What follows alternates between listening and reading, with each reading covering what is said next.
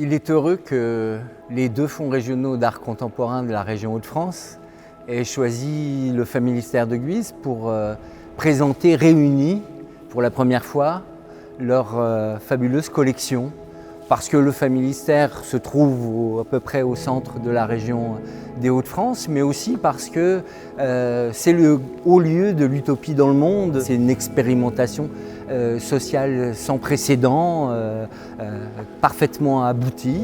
Et ce très grand lieu que vous apercevez, il est édifié au milieu du XIXe siècle pour expérimenter une société nouvelle et pour interpréter donc ce qu'est notre monde. Qu'est-ce que l'art contemporain sinon une interprétation de notre monde? Le thème de l'exposition est une journée en utopie parce que ça se passe bien sûr au Familistère qui s'inspire du phalanstère de Charles Fourier, mais aussi parce que pour Charles Fourier, l'inventeur de ce phalanstère, de ce lieu des passions libérées, la description de l'utopie passe par la description d'une journée typique en utopie, en harmonie, dit Fourier. Et cette journée, c'est une journée passionnée, une journée faite de moments passionnés. Et c'est le propos de l'exposition au travers des œuvres qui sont présentées. L'exposition Une journée en utopie est née d'un désir partagé, d'une volonté commune en fait, de se réunir à trois structures pour la première fois, le Familistère de Guise, le FRAC Grand Large à Dunkerque et le FRAC Picardie à Amiens, et de pouvoir réunir nos deux collections d'art contemporain, qui sont deux collections publiques importantes avec des ensembles tout à fait étonnants et singuliers à l'échelle européenne et internationale, et de prendre ancrage dans ce lieu de l'utopie qu'est le Familistère et de s'insérer en fait au fil de cette exposition au sein des différents appartements pour mettre en récit en fait ce dialogue entre nos collections. Et c'est un dialogue qui permet véritablement à un public très nombreux et pas forcément amateur ni spécialiste de l'art contemporain de découvrir à la fois le Familistère mais de découvrir aussi toutes les écritures contemporaines puisqu'on convoque à travers cette exposition une journée en utopie, aussi bien le dessin, la vidéo, l'installation, la peinture. Donc c'est vraiment une traversée des écritures contemporaines qui s'opère dans ce projet et qui permet véritablement de découvrir un certain nombre de travaux d'artistes, certains ayant habité ou travaillant encore dans la région comme Anne-Marie Schneider ou Hélène Delprat qui est née à Amiens ou Annette Messager qui est née à Berck, d'avoir véritablement ce focus à travers des artistes d'origine et d'horizons très différents. On y retrouve aussi un ensemble tout à fait inédit de Françoise Petrovitch, J'ai travaillé mon content, qui là vient vraiment illustrer et illustrer cette question du travail et du travail qui forme une existence, qui accompagne toute une vie. La collection du FRAC Picardie a cette singularité d'être la seule collection publique spécialisée dans le dessin. C'est une collection qui est née au début des années 80 et qui aujourd'hui a constitué un ensemble d'à peu près 1200 œuvres qui constitue l'une des plus belles collections en France et en Europe autour du dessin contemporain. Une journée en utopie, c'est la première fois que la collection du FRAC Grand Large et la collection du FRAC Picardie sont présentées ensemble.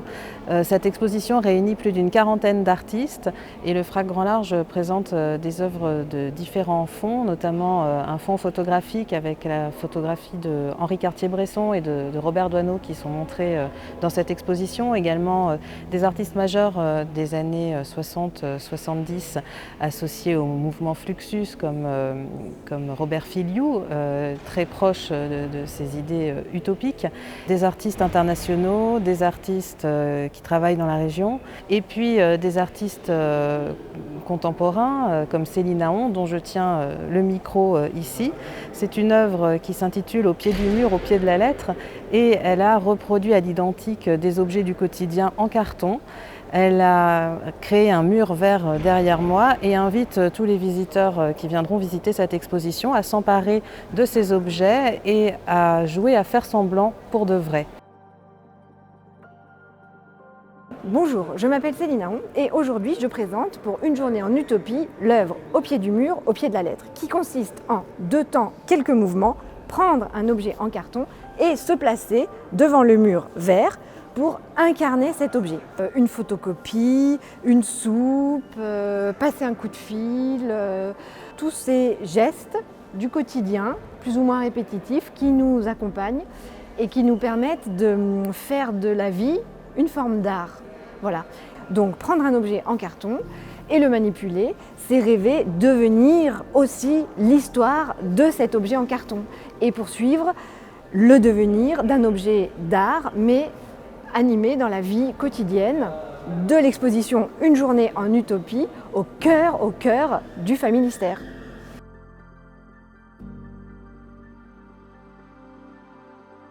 Pour accompagner cette déambulation au sein du Familistère, nous avons invité Boris Bergman, qui est un auteur contemporain, à écrire 4 petits récits qui viennent accompagner cette scansion de la journée en 4 étapes.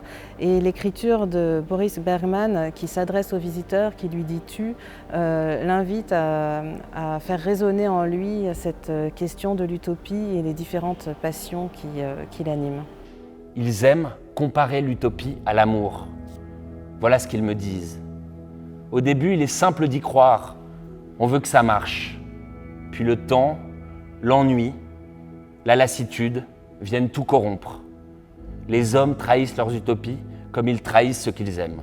Bonjour, je m'appelle Boris Bergman, je suis écrivain et on est dans la première salle de l'exposition Une journée en utopie. Pour écrire ces textes, je me suis inspiré à la fois du choix des œuvres, mais aussi des textes de Charles Fourier. Ces 4 textes ne sont pas des textes classiques d'exposition, hein. Ils viennent comme répondre, ils sont comme des miroirs aux œuvres. Les 4 textes accompagnent le visiteur dans l'exposition à travers 4 moments de la journée en utopie. Et ces 4 moments sont d'abord l'éveil, la salle dans laquelle on se trouve, ensuite les loisirs, le travail et en dernier, un moment très important, l'amour et les passions, puisque Fourier avait une manière extrêmement poétique de décrire ses idées et d'imaginer comme ça des moments, un habitat pour les ouvriers au XIXe siècle. Voilà qu'un horizon entier te traverse. Tu te lèves brusquement, laisse les ustensiles quotidiens éparpillés, fais exprès de ne rien ranger. Au mur, tu prends la veste bleue. Ce bleu n'est pas de travail, ni de nuit, ni de ciel. Il est tout autre. Bleu veine, bleu sang. La couleur coule en toi, sous la peau. La sensation te pousse à sortir, quitter, te quitter. Tu t'échappes, tu veux voir.